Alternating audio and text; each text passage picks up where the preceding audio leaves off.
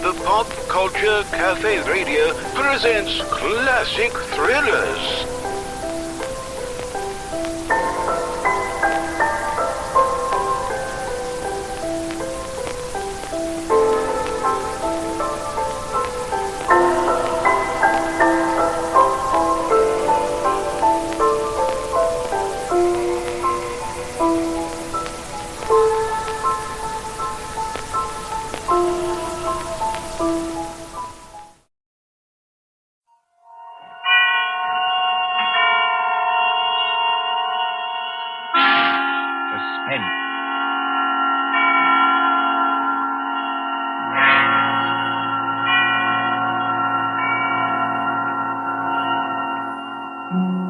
This is the Man in Black, here again to introduce Columbia's program, Suspense.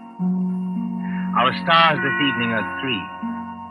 The order of their appearance, they are Walter Hampton, one of the theater's proudest names for two generations, and Susan Hayward and Lee Bowman, two of Hollywood's brightest younger stars. The story called The Dead Sleep Lightly by John Dixon Carr is tonight's tale of suspense.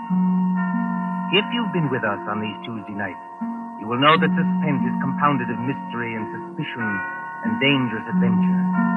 In this series are tales calculated to intrigue you, to stir your nerves, to offer you a precarious situation, and then withhold the solution until the last possible moment. And so with The Dead Sleep Lightly, and with the performances of Walter Hampton, Susan Hayward, and Lee Bowman, we again hope to keep you in suspense. Ashes to ashes and dust to dust. Meadowvale Cemetery, not far from New York. Meadowvale Cemetery, on a dim gray morning in early April, when rain forms a mist across leafless trees and white gravestones. You see, over there, the group of silk-hatted gentlemen, each with his protecting umbrella, gathered around an open grave. You see the clay soil freshly dug. You can hear perhaps the creaking of support as the coffin is lowered into its everlasting house, and the droning voice of the clergyman. I am the resurrection and the life, saith the Lord. He that believeth on me, though he were dead, yet shall he live. Live? Quiet, Mr. Templeton, please. What's wrong with old Templeton? Please, sir, remember where you are. She's not alive, I tell you. She's not alive.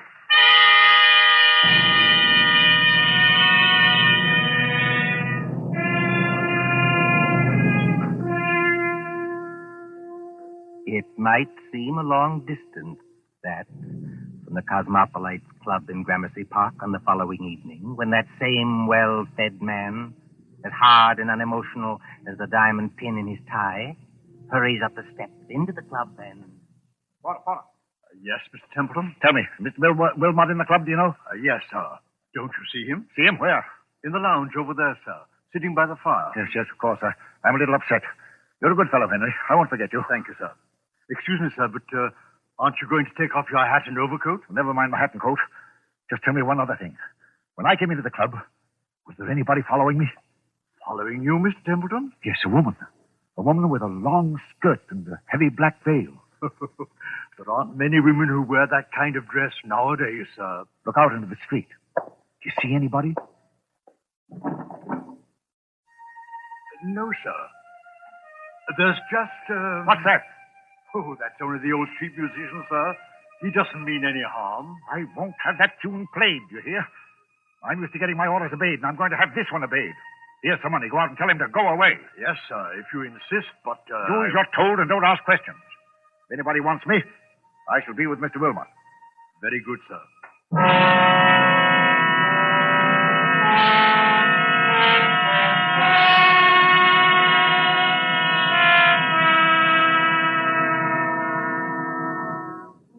Good evening, Wilmot. Mind if I sit down for a minute? Why, not at all. Pull up a chair.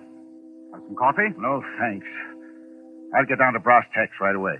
Yes, you always do. I've noticed that. Well, I'm a pretty self-sufficient kind of a fellow, Wilmot. I made a name for myself, even if I do say it myself. But, well, the fact is, I need advice. A successful publisher asking advice from one of his own authors. That's something new, isn't it? Now, look here, Wilmot, I'm serious. All right. I take it back. What's on your mind? You've studied what we'll call the supernatural, haven't you? I've lectured and written books about it, yes. And did you ever meet a ghost? No, I can't say I ever did. Have you? It might only be my own imagination. Yes, that's what scares me. You get on in years, and your arteries harden, and you don't take enough exercise, and you think something ought to be done about your waistline, but you never bother. You see, Wilmot, I went to a funeral yesterday. You did? Whose funeral was it? The person who died has nothing to do with this. It was old Simpson of Harley and Sons. We thought it was only decent to make up a party and go to the funeral. And I took my secretary along, a girl named Molly Carroll. I'm leaving for Washington tomorrow. Besides, I'm moving house. So there was a lot of work to do. What I couldn't stand was that infernal cemetery in the rain. We must have gone in by the wrong gate, because we were in a neglected, desolate part of the cemetery where the rank grass grew over the graves.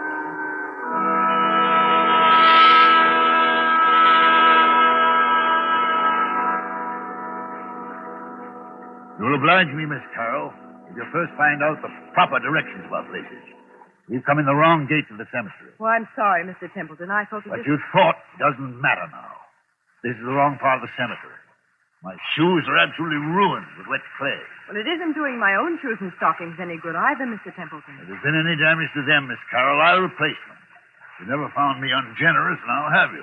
Well, not exactly ungenerous, no. I'll pay you the compliment, Miss Carroll, saying that you're the best secretary I ever had. Thank you. Yet you want to leave me. Yes, I want to get married. That's what Mr. Barnes is telling me. And who is this paragon of yours? What does he do? Does he make any money? Well, Frank's a radio technician. He's not very wealthy, I'll admit. Wealthy? A radio technician. I'll bet he doesn't make as much as I pay you. Yet you want to get married. Well, is there anything very strange about that? Yes, if it interferes with your career, if it... Good Lord. Look at that.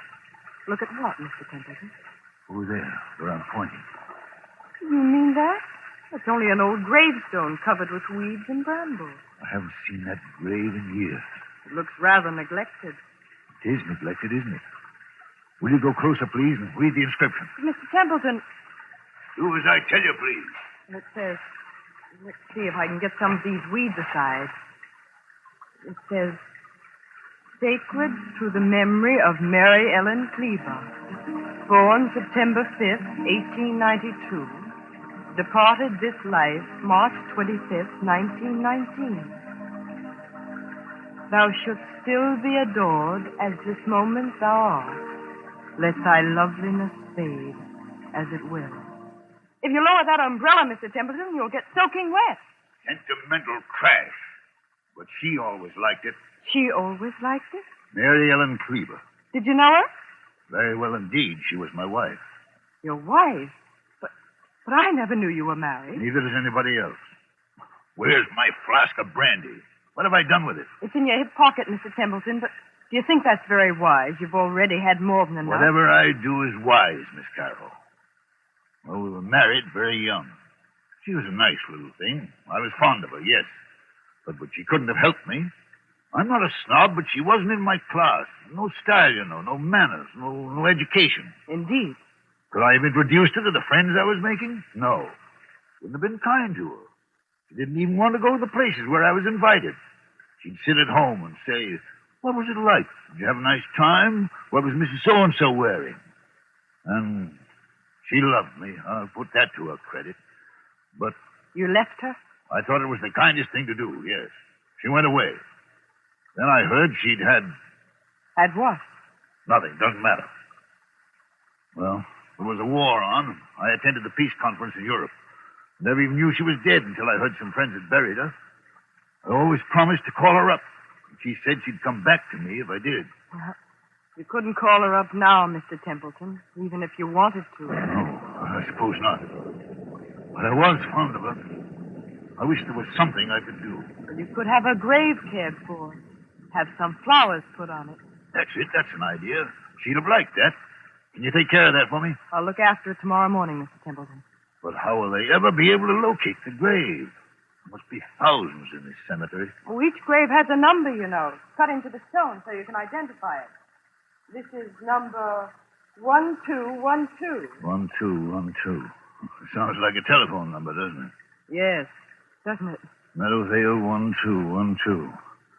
Poor girl. I was fond of her. Please, Mr. Templeton, come along and please, no more brandy. You've got a funeral to attend.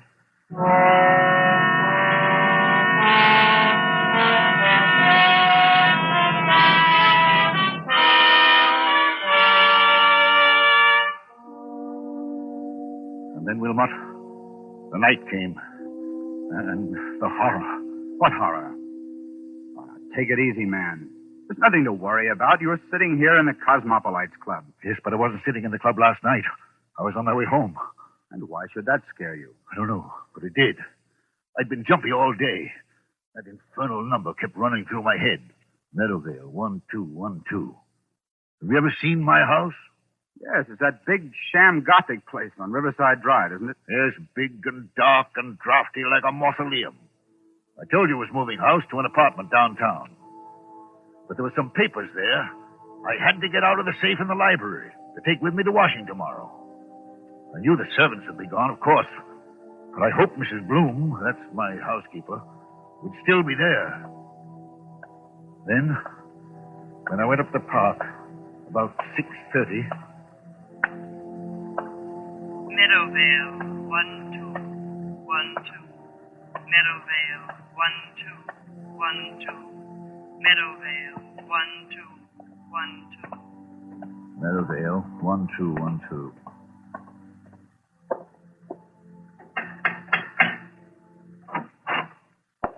Mr. Templeton, this is a surprise. Sorry to trouble you, Mrs. Bloom. I seem to have mislaid my key. The other could have sworn I had it on the key ring this morning. It's no trouble, Mr. Templeton. Only, I hope you're not planning to spend the night here. No, I'm going to a hotel. Why do you ask? Because they've disconnected everything except the electricity and taken away most of the furniture. I haven't touched anything in the library. No, sir. I told them you said to leave that. But it does seem a pity in a way. What seems a pity? To break up a lovely home like this after all these years. Home? This big, ugly picture gallery? It's been a home to me, sir. Well, I've treated you generously, haven't I? Yes, sir. I'm sorry. I've got several hours' work to do, Mrs. Bloom. A whole safe full of papers to sort over. I'm going to the library and... What's that you're hiding behind your back? I'm not hiding anything, sir. All the same, what is it? It's only a music box, sir. I found it in the attic when the moving men were here. If I hadn't known there were, well, no ladies in your life, I'd have said it belonged to one of them. I love to hear them, sir. May I? Mrs. Bloom! Yes, sir. If you don't want me to smash that music box, turn it off. Yes, sir, I'm sure I never... I'm going to the library. If you can find any sandwiches and coffee, bring them. Yes, sir. Excuse me.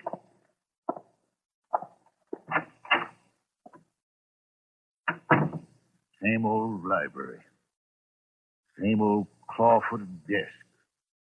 There's the Venetian mirror she bought for you. Look at yourself in the mirror, Templeton. Admit you can't face it. Admit you can't work here tonight. Admit you've got to have lights and music and... That's it. Go out for dinner. Telephone Wilmot. But they've left the phone. Oh, yes. Good. Here it is. Hello. Yes, sir. Number, please. Number, please. I want, Meadowvale 1212. Meadowvale 1212. Wait, what the devil's name am I saying? Change that, I want... Hello, my darling. I knew you'd call me when you needed me.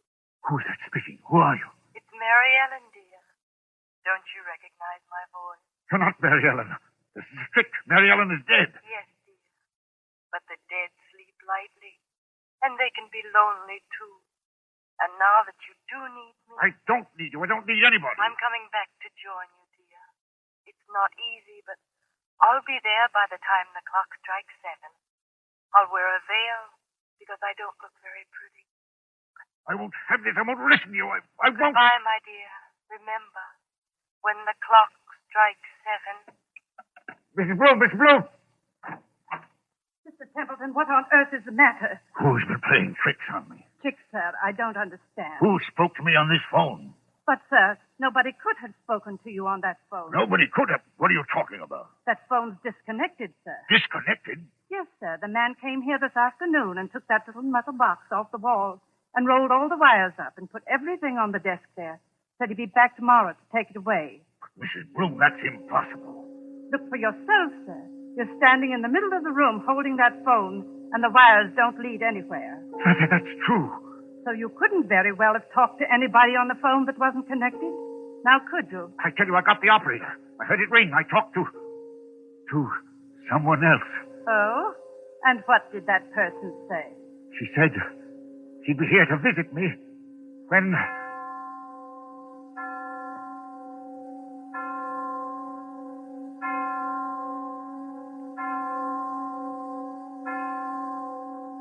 Mr. Templeton, what's the matter?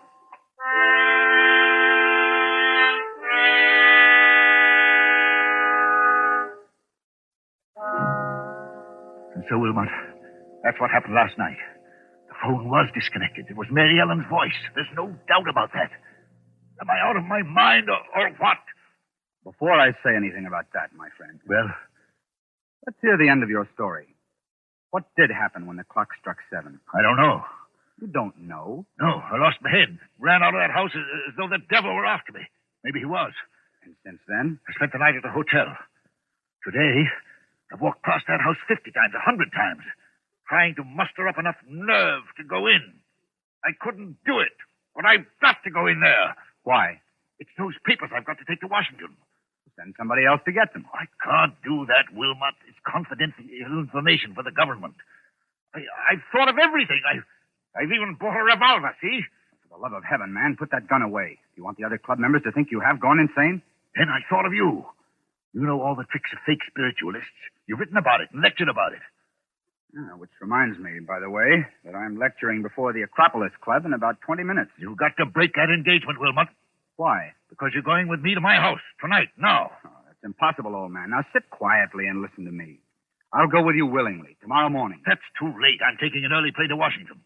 Well, then wait until I can get away from the lecture. Say, around midnight. I'll tell you what I'll do. I'll take a taxi and join you as soon as I can. That won't do. I've got to know the answer now. Do you understand? Aren't you being a little unreasonable about this? Unreasonable or not, I usually get my own way, and I mean to have it now. Well, then I'm afraid you'll have to go to the house alone. Besides... You know, Wilmot, you worry me. You sit there puffing at that pipe and looking at me out of those queer eyes of yours like a young Satan. I've often wondered what you were really thinking about. Since you flatter my intelligence so much, I was wondering whether you'd been quite frank with me. Frank with you, how? About your late wife, Mary Ellen Kleber. What about her?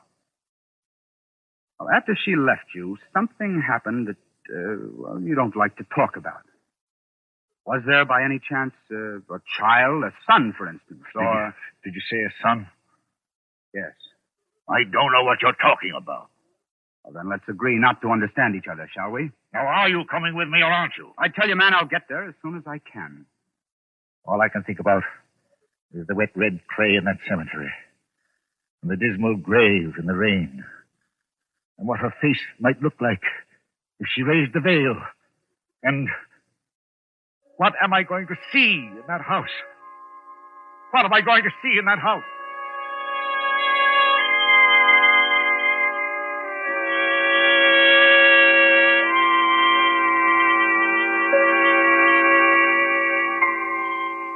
So the clocks chime, the hours dwindle, the traffic roar of the city sinks to a low growl behind twinkling lights.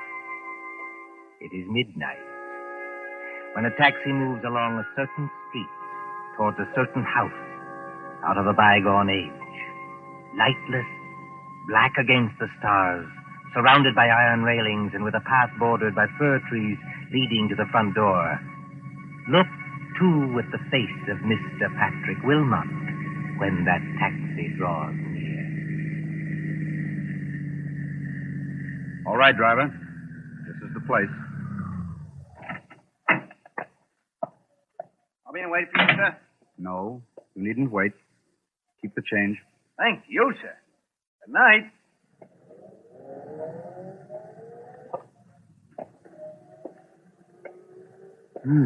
So the front gate is open. And he did go in. And... I beg your pardon. I didn't mean to bump into you.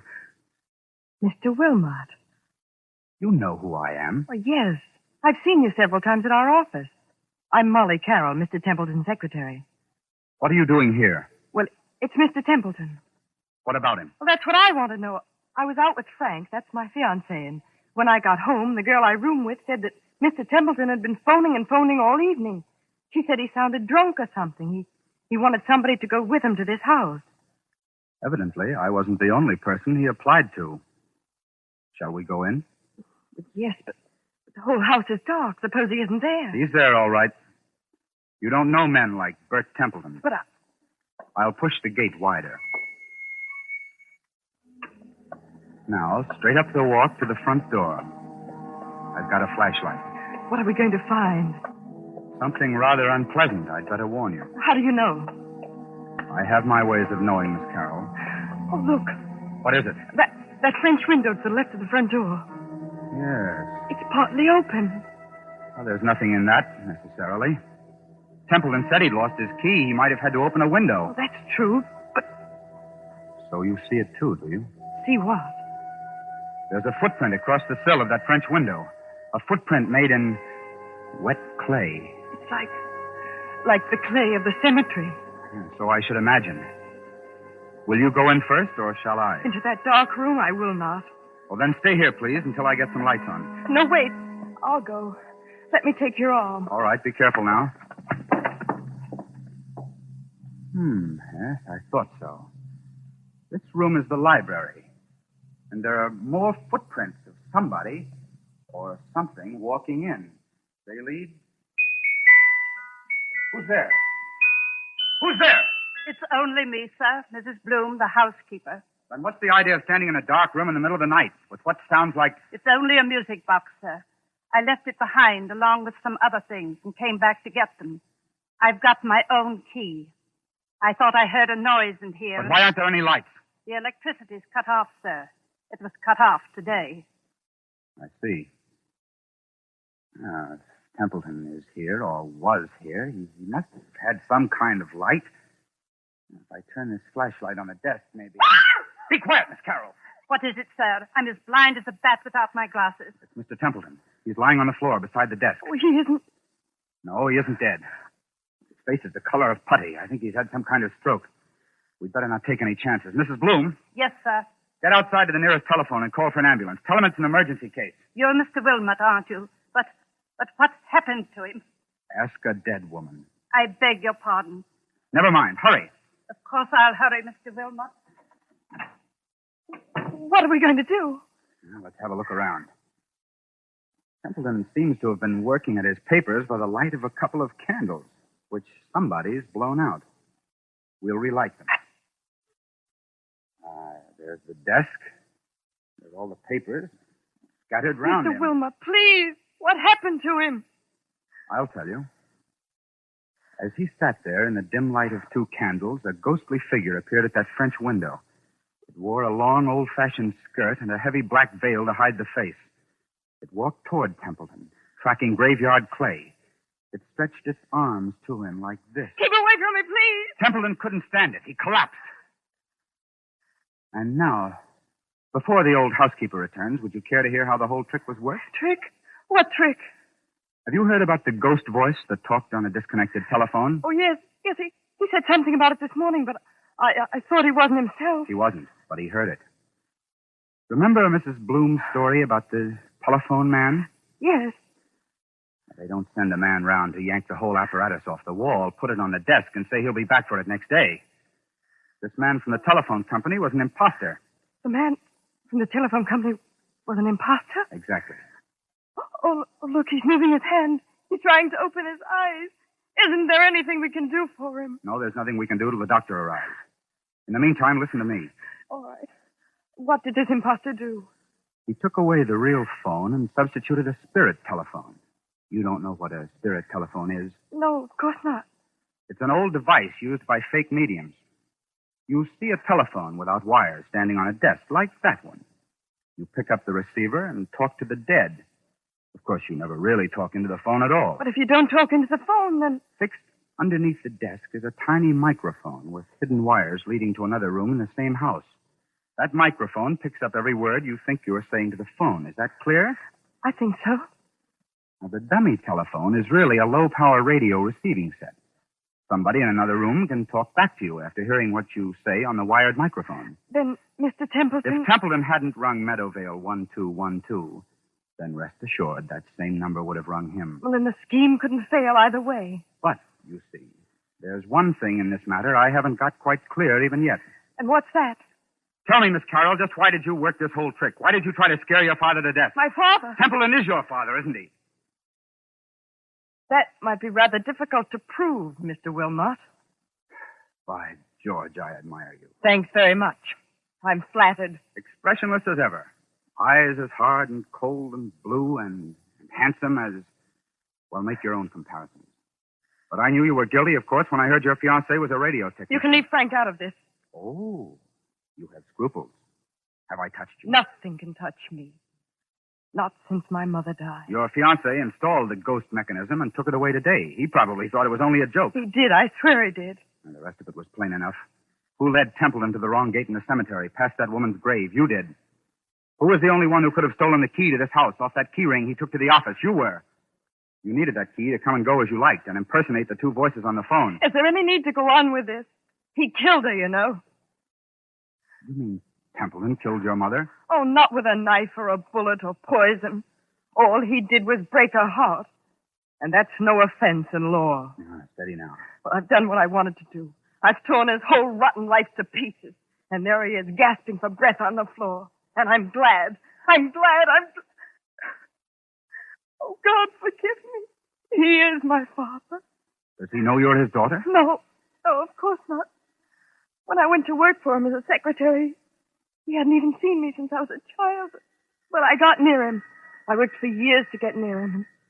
No, I wish I hadn't. Now, look here, you've got to pull yourself together. Why? Who cares?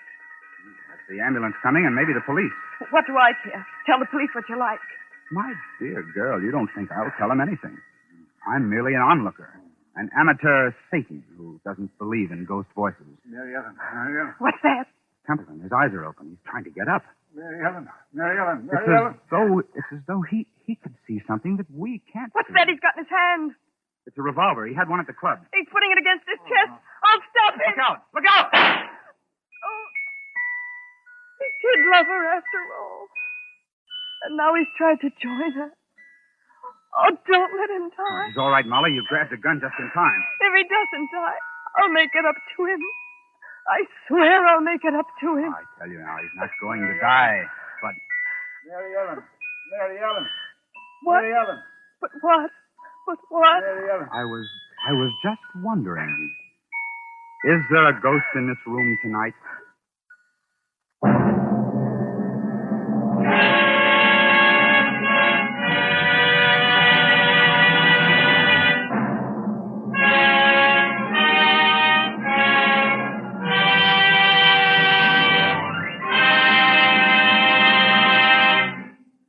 And so closes The Dead Sleep Lightly, starring Walter Hampton, Susan Hayward, and Lee Bowman.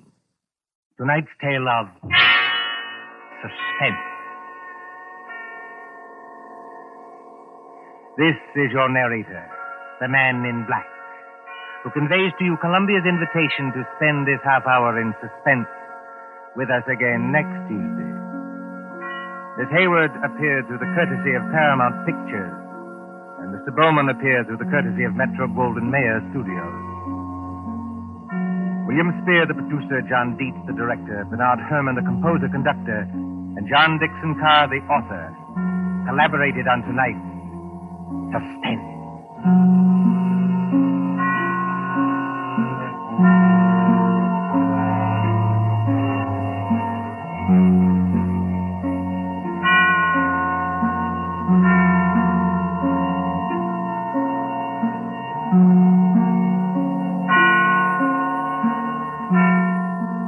This is the Columbia Broadcasting System.